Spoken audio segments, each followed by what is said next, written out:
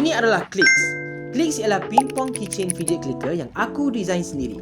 Hai, nama aku Hirumi. Selain boleh cakap bahasa Jepun sedikit, こんにちは、ひるみと申します。よろしく。 Hirumi juga adalah Designer dan pembekal keychain pingpong Malaysia yang pertama. Ini semua Hirumi design sendiri termasuk grip ball, pemegang bola pingpong dan fidget spinner yang pertama dalam Malaysia. So, episod kali ini, Hirumi dapat order daripada seorang coach pingpong untuk customkan nama untuk dibagikan kepada student coach ini. So, Hirumi design dan kita print sama-sama. Tengok hasilnya macam mana. Kepada korang yang berminat dengan keychain pingpong yang cute macam ni, boleh tekan beg kuning link di video.